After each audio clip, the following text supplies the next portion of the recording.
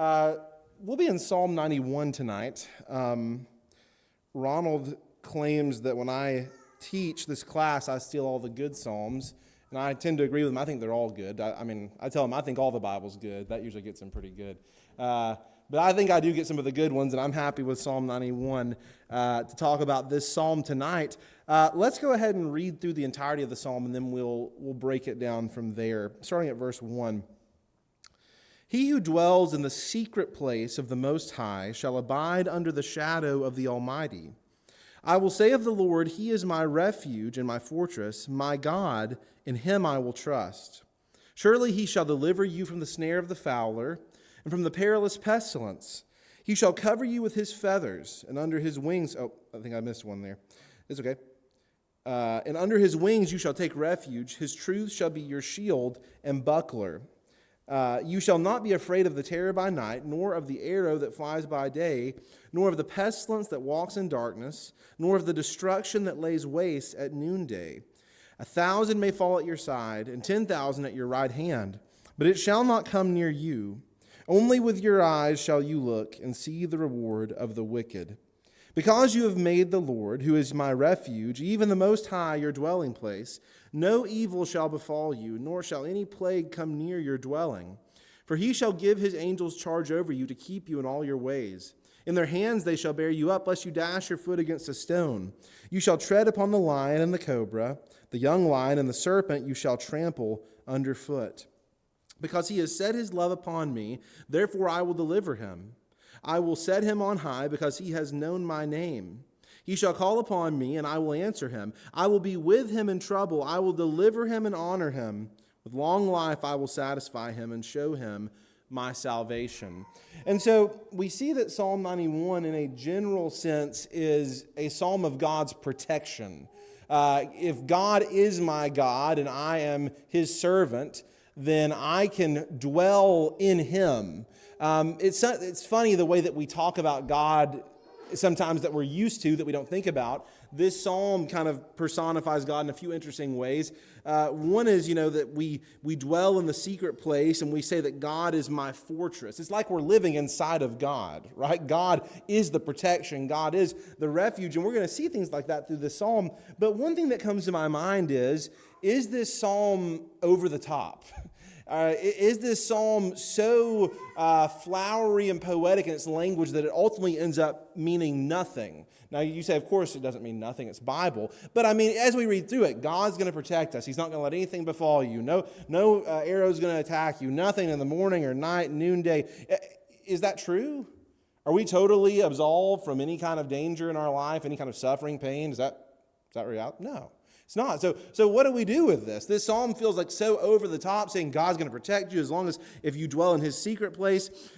Sometimes we play the spiritual card and say, well, it's just spiritual. It's spiritual. Well, sometimes like figurative, spiritual just means it doesn't mean anything, right? It just means in a general sense, God is good. In the end, He'll take care of us, which is true. But I think we need to give a little bit more context than just saying, well, it's just spiritual. In which case, God uses a lot of over-the-top language that doesn't really mean that much, but besides to say that He is looking out for our good.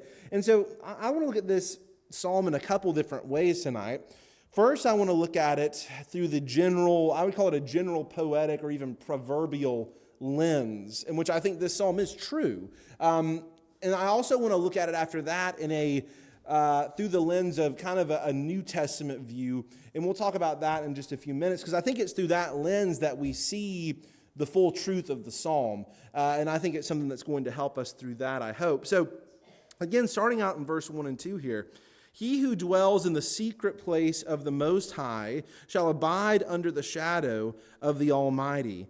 When I think about the secret place, I just always go back to a kid and the way that I used to hear things. I still have a little bit of that in my brain. I guess I'm just a big kid at heart. When I hear the secret place, that sounds really exciting to me. Like, oh, what's the secret place? It's like when in the New Testament, in the letters, when Paul says, the mysteries of Christ. God has revealed to me the mysteries of Christ. As a kid, I just thought, ooh, the mysteries of Christ. That sounds really exciting and cool, right? Well, the Bible always has answers to these kind of things. They're never as necessarily mysterious as they sound.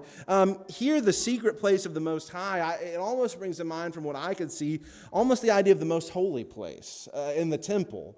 And the writing of this psalm, again, the Psalms, it's hard to pin down when they were written. If you looked at the Jewish writing about this psalm, they actually view it almost as a dialogue between David, Solomon, and God himself, kind of speaking back and forth in concert to each other. And that may or may not be the case. It's kind of a stretch in my mind as you read it. But a lot of the Psalms do have things like the temple, where the Psalms would have been sung, in mind. And so he who dwells in the secret place of the Most High, who could go into the most holy place? High priest, right? How many times a year? Once a year. Very exclusive, right? It wasn't a place that everyone could just go and hang out in the holy place. So is this psalm so narrow in scope to say, well, the high priest who goes in one day a year, he will abide under the shadow of the Almighty?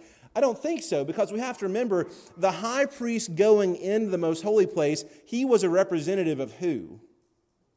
Of the people, right? Very important concept to remember for priests throughout the Bible. A priest is a representative of man to God and a representative of God to who? To man, right? It's the go-between, right? The priest represents man to God in that the priest goes before God and offers sacrifices that are on behalf of who?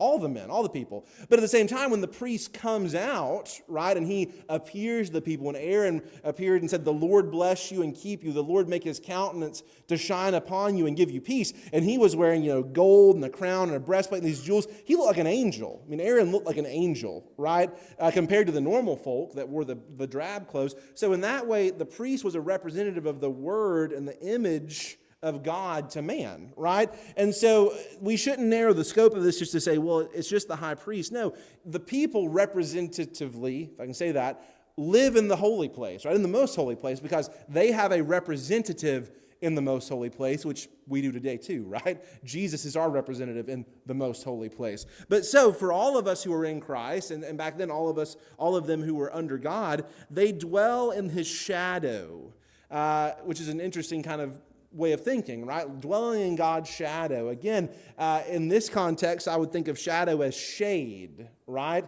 It's rest, it's peace, it's comfort. You're in God's shadow. He is over you. He's protecting you. I will say of the Lord, he is my refuge and my fortress, my God, in him I will trust. Now again, if the temple is in view here, you could imagine someone looking at the Temple of Solomon and thinking, man, now that's a fortress, right? Not a castle in a battle sense. It wouldn't have had battlements per se, but just the overwhelming extravagance of it, right? These pillars, all of the gold and silver, it would have looked like a palace, right? And maybe that kind of sense, there would have been a thought of, hey, this is who God is. And I will say, do you think the Temple of Solomon and all that he built, all that God told him to build, do you think that was supposed to represent something about God? Yeah, right? Now, God, it wasn't limited to the temple, but all this gold and all of these riches and everything, it wasn't just to puff up Solomon, right? God told him to do that. And it was so people would know, hey, here's who God is. Here's the greatness, the beauty of God, right? And so things like this would have come to their mind. Let's go into verse 3 and 4, which is interesting here because to start with, we're a bird, and then God's a bird. Now, that's not literally true, but notice it says, surely he shall deliver you from the snare of the fowler. So what is a fowler setting traps to catch? Birds, right? And so he's saying, hey, you, in a sense, as if you're a bird, right, that the fowler, that your enemies are trying to catch you, God's going to deliver you from the snare of the fowler and from the perilous pestilence. And then it says, he shall cover you with his feathers. Now, again, God doesn't have feathers, right, in any literal sense, but what is that image there? He'll cover you with his feathers, and under his wings you shall take refuge. It's the classic picture, right? The mother hen does what?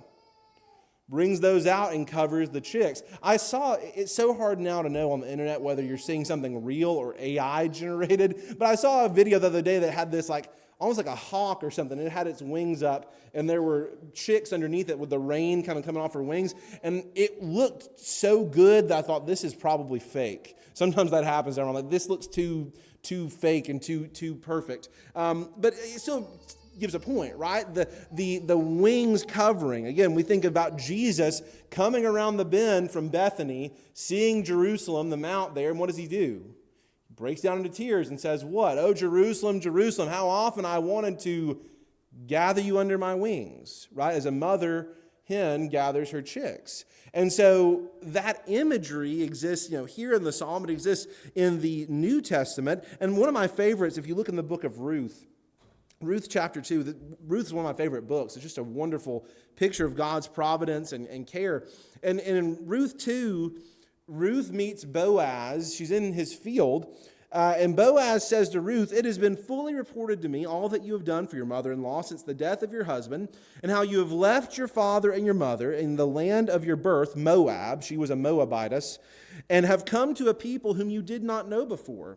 Ruth kind of being like Abraham almost in that way. She came to this new land, to a people she didn't know, right? "The Lord repay your work, and a full reward be given you by the Lord God of Israel, under whose wings you have come for refuge." And I love that picture in Ruth, that Ruth was over in the land of Moab. She was a pagan, but she made the decision to come to God's people, right? And Boaz says, because you've done this, God is going to bless you, and he's going to protect you under his wings. Now, how is God going to do that? Through Boaz, right? Through the man who was talking to her at this moment. He didn't know it yet, and she didn't really know it yet, but that's how God's providence was going to work. And I just think it's a beautiful picture of that. And if you'll go back, Jonathan, one more time to verse 3 and 4 there, I just wanted to mention, it says here, "His truth shall be your shield and buckler." Now, again, it's not an uncommon biblical image when we think about the armor of God, right?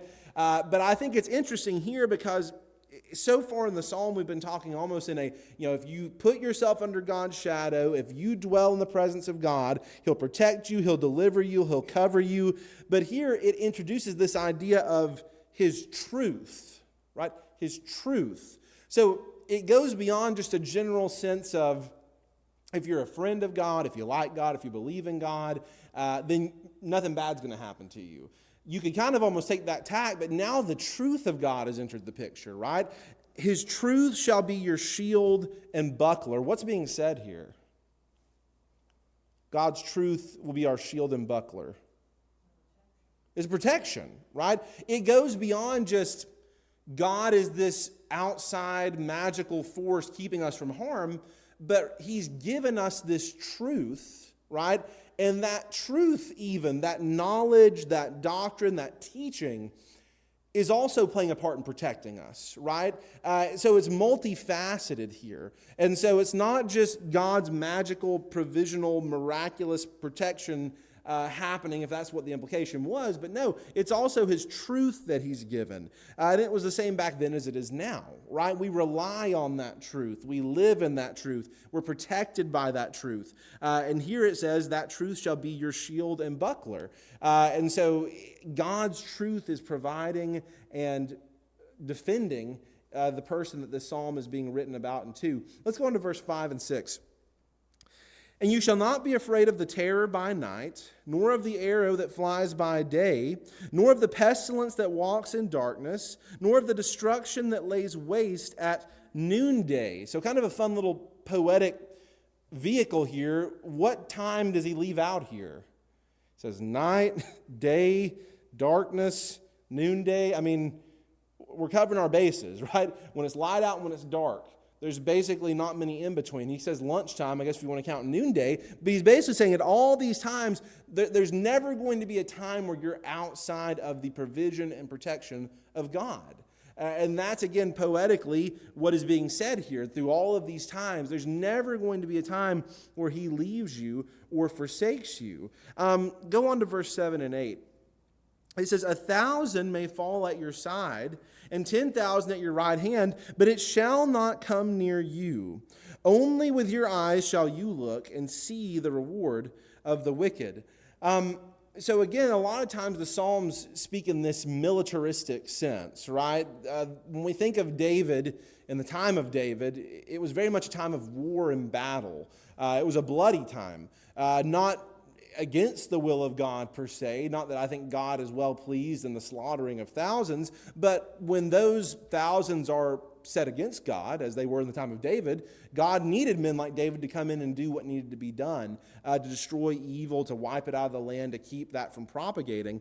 But here again, this is why I say this psalm is over the top almost, because the picture I have in my head is we're fighting this war, and it's us against the bad guys. And what's happened in this battle is at my left hand, 1,000 of my people have fallen, and on my right hand, 10,000 have been killed. Right, but not me. Like, I'm the only one that gets through this.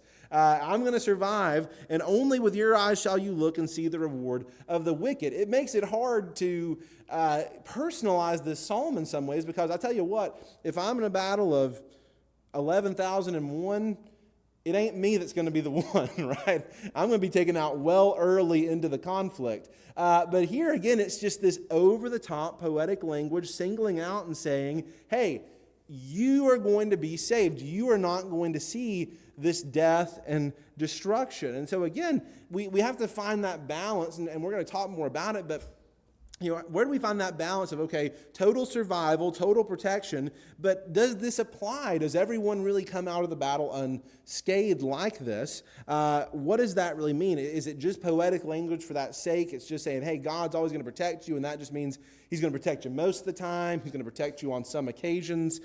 So we'll look at that more, and I think it's going to make more sense, especially in the light of Jesus, when we get to that. But let's look at verse 9 here, because I think this is important. It says, because you have made the Lord, who is my refuge, even the Most High, your dwelling place, no evil shall befall you, nor shall any plague come near your dwelling. And what I think is important here about this is that it injects a conditional idea to this protection. One of the problems of the Israelites, especially in the later years, especially towards the time of Jesus and even afterwards, is they viewed their heritage, their bloodline, the things God had given them as kind of being talismans, right? They were protected. They had like a force field around them that nothing bad could ever befall them because they were God's people. But here again, just as in the first verse, it says, because you have made the Lord your dwelling place, no evil shall befall you. It leaves open this idea that one could choose to not do that, right? We could choose not to make the Lord our dwelling place. Now, this is a very militaristic psalm, so it reminds me of elsewhere in the Psalms where it says, some trust in the chariot, we trust in the name of the Lord our God, right? Some trust in horses, but we trust in the name of the Lord our God. That idea that you, in a sense, kind of choose what plan A is, right? Now, again, making the Lord your refuge, your dwelling, there's a lot to that with living the Christian life and following Him and reading His Word and learning His truth. But I think in a general sense, we can all understand that idea that in our life, we kind of have plan A, and then we go down our contingency plans from there, right? When you're getting out of high school, going into college, maybe you say, well, I'm going to go and I'm going to start my degree in this, but if that doesn't work out in a couple of months, I'll switch over to degree B, right? Plan B or plan C or plan D. What plan letter is God in our life? What plan letter should God be in our life? A, right? God should be plan A, which is not to say when something is coming up in our life or we have a trouble that we go, you know what? God's plan A, I'm just going to let Him handle it. That's not what I'm talking about. I'm just going, I'm not going to put any effort in. I'm not going to make any preparation. But what we should know is no matter what happens, God's going to take care of us. That should be plan A. But sometimes we think, well, plan A is my level best. I'm going to dot every I and cross every T, and I'm going to try to make it happen this way. Plan B is if that doesn't work, I've got a pretty good savings account. Plan C is if the savings account fails, well, I've got pretty good insurance. And plan D is if all that doesn't work, well, then I'm going to start praying really hard, right? Is that how it should work? It shouldn't be, right? Now, I'm not saying there's anything wrong with the money or the savings or the insurance. But what I'm saying is God should be first thought, right? First thought in our mind, first thought in our life. It reminds me of, I'm trying to remember when it was in the book of Kings, and it always kind of freaks me out a little bit. There's a king that says he had a disease of his feet, and the Lord was not well pleased because he trusted in doctors and not the Lord. And I'm like, well, if I've got a disease in my feet, I might go see a foot doctor, right? But it brings home this point in the book of Kings that his primary focus wasn't thinking about God and praying to God about it. It was about, well, these people will take care of me. And I think we could be guilty of that too, right? We should turn to God first. Again, not to say if I get diagnosed with stage 3 cancer, I say, well, I'm just going to pray about this and then we'll worry about that later. No, that's not what I'm saying. But God is in the process. Yes, sir. I want to say that God provides for us. Yeah. A lot of Yeah. realize that what's happening to me now is going to work for good later on. Exactly. And the problem is never, and I think that's why I say turn to God first, because even if no matter what is, whether it's doctors or this or that, the other thing in life, God is blessing us through all these things already. Really, it's a question of, like you're saying, are we actually grateful and noticing that? And very few of us have 20/20 vision as stuff is happening. It almost always has to be going, wait a second, I've got to stop, I've got to meditate on this and go, wait, God is the reason for this good, right? Whether it be the provision of doctors or whether it be that savings account, it all came from God in the first place. And so you're exactly right that we have to be aware of that. We have to be thinking about that and go, yeah, it's God who's driving the ship here, right? And everything else is just coming from him and his hand. And so again, we want to make God plan A. We want to make him our refuge and him the focus so that can be kind of where we are looking. Let's go on here to verse 11. And this is as we were reading it earlier, I hope this kind of pricked up your ears when you heard this. For he shall give his angels charge over you to keep you in all your ways. In their hands they shall bear you up, lest you dash your foot against a stone. You shall tread upon the lion and the cobra, and the young lion and the serpent you shall trample underfoot. Now, this part of the passage is familiar to us. Where are we familiar with this section of the psalm? He shall give his angels charge over you, lest you dash your foot against a stone.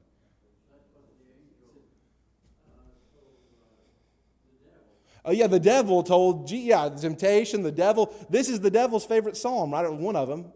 Something he quoted this psalm, right?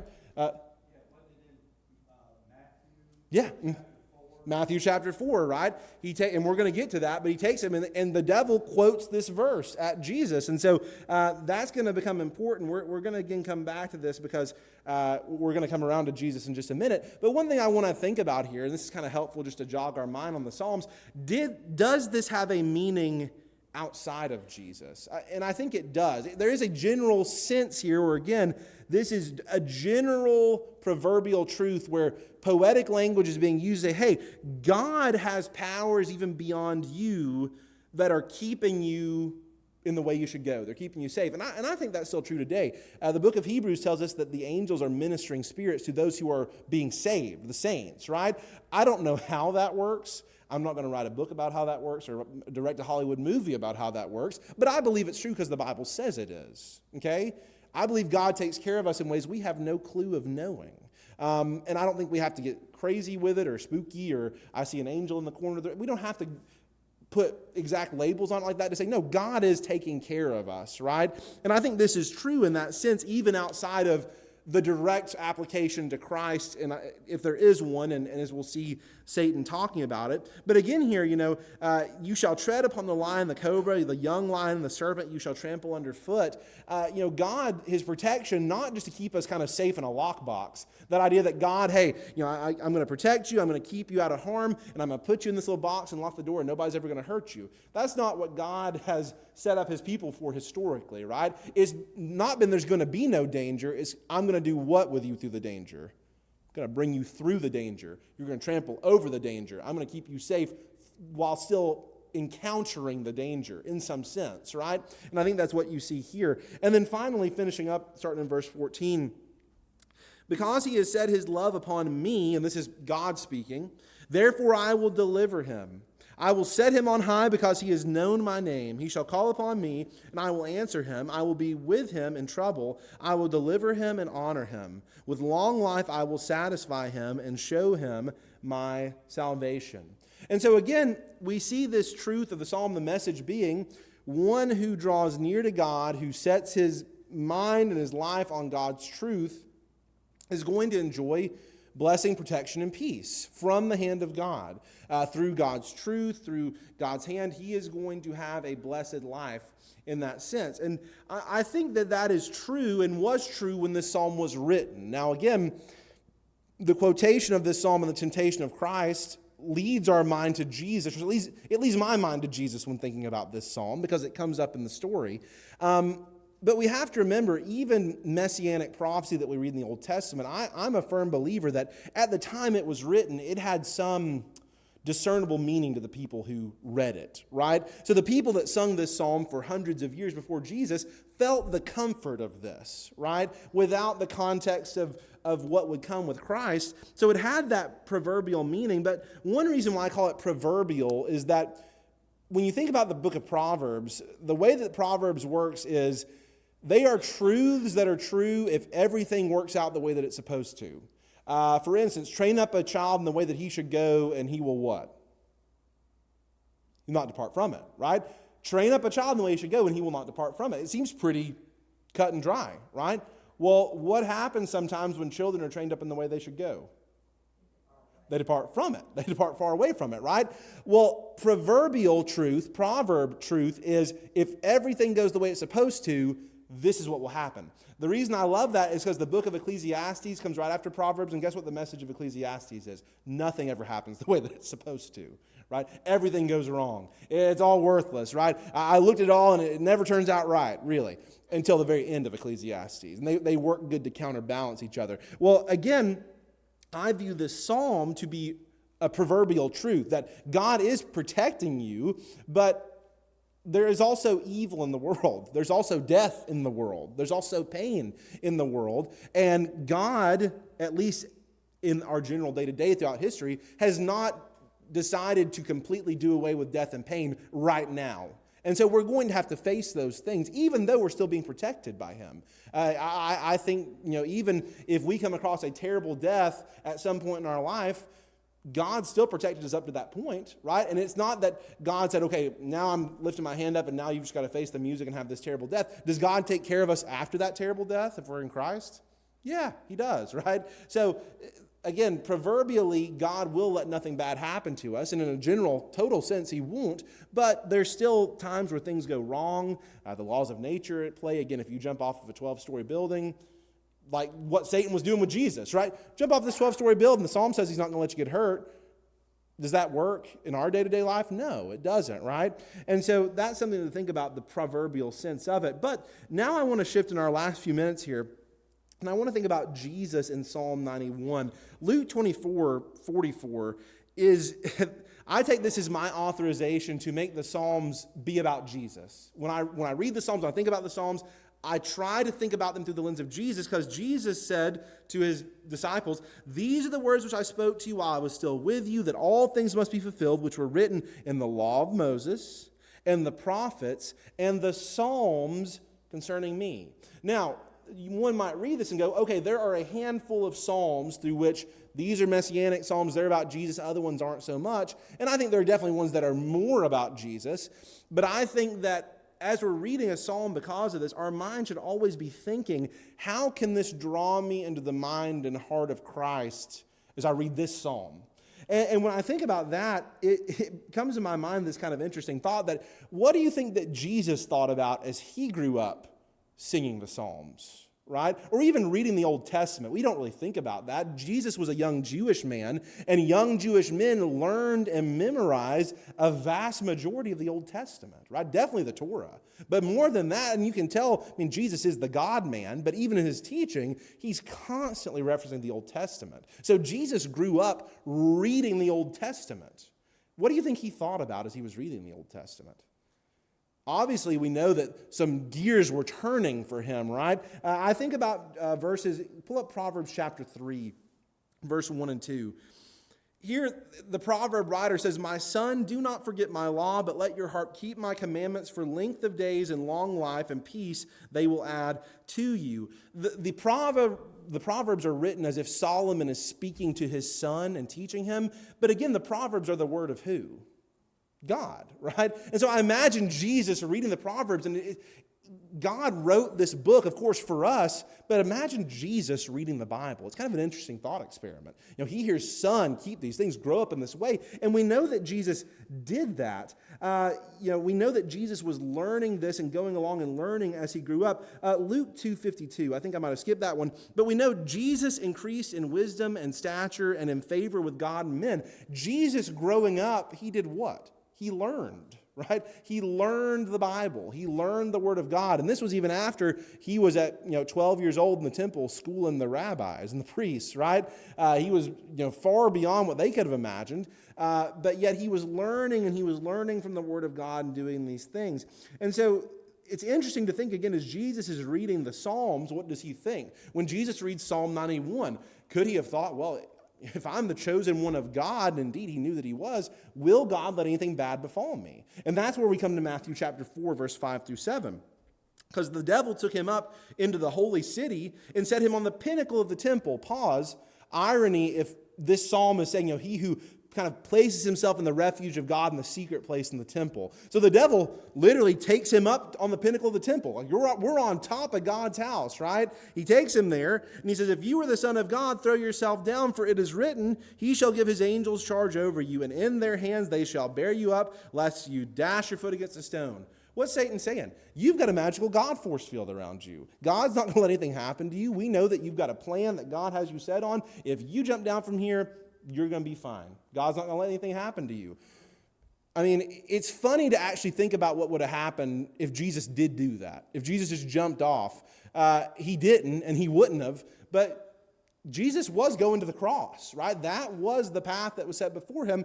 But Jesus doesn't even entertain this. It says, Jesus said to him, it is written again, you shall not tempt the Lord your God. Which always was interesting to me growing up. How do you tempt God? Right? But almost that idea of Jesus saying, well, what happened if I jump down? God said he'd protect me. Let's see if he'll do it. Right? The Israelites did stuff like this in the wilderness. They said, God said he's going to take care of us. I'm hungry for meat. I'd love to eat a steak, wouldn't you? And God does what? He piles up quail on the corners of the camp. They start to eat, and then what happens? They got meat between their teeth, and they're struck dead. You don't tempt God. You don't play around with him. Well, Jesus says you don't tempt God, and so he didn't take this to mean, hey, I can do whatever I want and God will protect me. But it brings up an interesting thought here. Was the psalm true in any sense for Jesus? Right? I mean, Satan's saying this, well, God's going to take care of you. He's going to take care of you. And Jesus says, I'm not going to do it that way. I'm not going to tempt him. But would God take care of Jesus? Would he give him special protection? I think in my mind, it goes back to the Garden of Gethsemane, right? Because Jesus is on the way to the cross. I think about Matthew chapter 26, verse 38 and 39. Jesus said to them, my soul is exceedingly sorrowful, even to death. Stay here and watch with me. He went a little farther and fell on his face and prayed, saying, oh, my Father, if it is possible, let this cup pass from me. Nevertheless, not as I will, but as you will. And then verse 42, Jonathan. Again, a second time he went away and prayed, saying, oh, my Father, if this cup cannot pass away from me unless I drink it, your will be done. As we think about Psalm 91, God will protect you from all of this suffering, potentially, right? He's going to protect you and not let this happen to you. And we think about Jesus in the garden, is Jesus begging God here, God, will you just let Psalm 91 be true? Will you just protect me from this? Will you just bring me through this and protect me? It's always been a point of kind of confusion for me, in a sense, right? Jesus praying this, and I understand the humanity of Jesus and saying, well, Jesus, he didn't want to go through this, but was Jesus doing this? Was he saying, God, why can't Psalm 91 be true just this night? Why not tomorrow can it be true? Will you just not let this happen for me? Is it just Jesus kind of saying, well, if this has to happen this way, let it happen? We know that Jesus had to die on the cross. It had to happen. That was what he came to do. But I want to, just in our last few minutes here, just put a little bit of a different spin on it, because this psalm brought it to mind, and it's just something for you to think about. It's okay if you don't agree with me, but I want you to at least think about it. In Mark chapter 8 and verse 31, we know that Jesus knew what was going to happen. He knew what was going to happen. If you read in Mark 8, just after Peter's made the confession that he's the Christ, it says, and Jesus began to teach them that the Son of Man must suffer many things and be rejected by the elders and chief priests and scribes and be killed, and after 3 days rise again. Jesus was not going into the crucifixion going, I hope this turns out. I hope it's going to work, right? Jesus knew well before what was going to happen. There's multiple times in the gospel where it says, no. This is what's going to go down. And even more interesting, in John chapter 12, verse 27, this is during Holy Week, shortly before the Last Supper.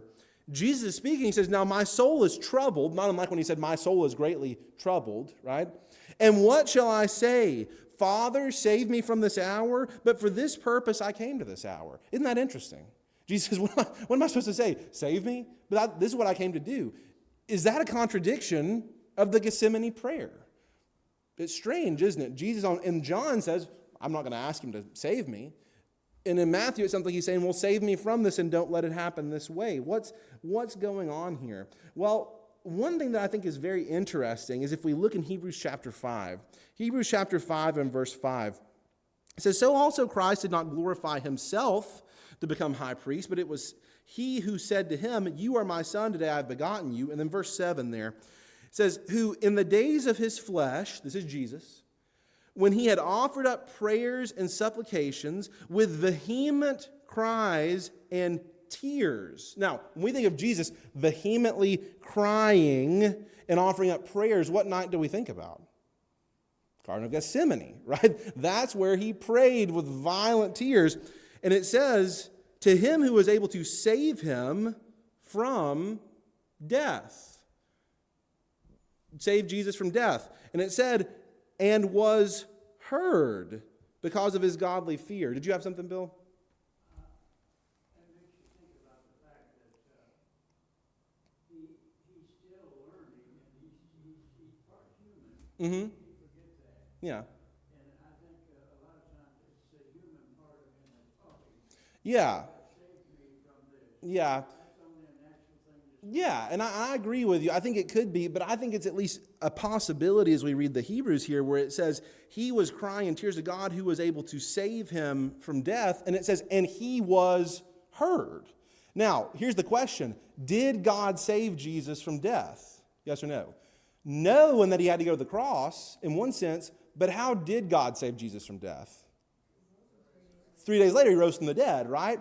I think it's at least possible, and again, we don't have time because we're running out of time here. If you go back and look at Matthew, I think it's at least a possibility that Jesus is invoking God to say, God, I'm going to do this. Please save me from death, right? Please raise me. Now, did Jesus know God was going to raise him from the dead? He did.